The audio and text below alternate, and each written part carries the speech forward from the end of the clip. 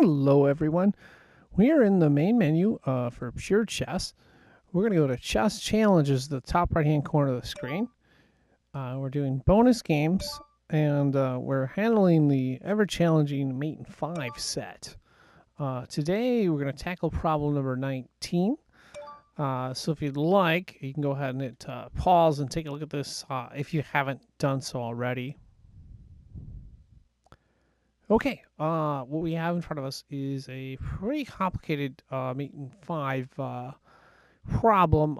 So what we're going to do is try to figure out what the simplest solution is to that. First, we got to look at what is defending what and what we have. So the first thing I think that stands out to me in this is this pawn on f6 right there. You see the pawn on f6.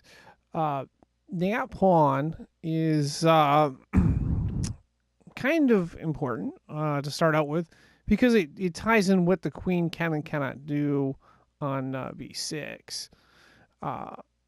So as long as our queen is threatening to take that pawn, this queen is not going to do anything other than defend that pawn. This queen is tied to defending that pawn because it would be a pretty quick checkmate. So that's one thing to keep in mind. Another thing to look at is we have a nicely positioned knight on f5. It's not good enough for a checkmate, but it's in decent position. But it's probably going to be taken out by this bishop on e4, depending on what we do and so forth. We have this bishop on e2. It's not really doing much, and we've got to get mate in 5. So the key to, I think, solving this problem, and we'll get in after we look at more pieces here, is basically the key is to try to utilize these 4 pieces we have. We have a rook on c5. Can we use this knight here on f5? We also have a bishop positioned on h6, and it's basically blocking all of the king's, the only flight square a king has. And we also have this queen positioned on h4 here. We like to get that queen involved if we can. It's not really involved right now, and it takes a number of moves. So how do we put pressure? And the other thing we don't want to do is we don't want to let black move this bishop out, because if black moves the bishop on b8, which you see right there, it would develop as a8 rook, and it would make it impossible to solve in 5.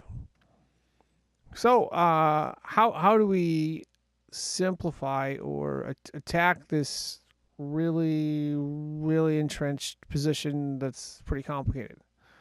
You said simplify. You're correct. What we'd like to do is we'd like to put the king in check with this rook to bring it to c8, but we can't do that because there's a rook right here on g8 guarding. Okay, and there's another layer of thought behind that. So if we can get this rook off from g8 and then get the king in check, this rook would be tied to defending the king, and we could bring our queen. See our queen on h4? We could bring our queen into play. So how do we do that? Well, what we're going to do is we're going to sacrifice this bishop right here. We're going to play bishop g7 check.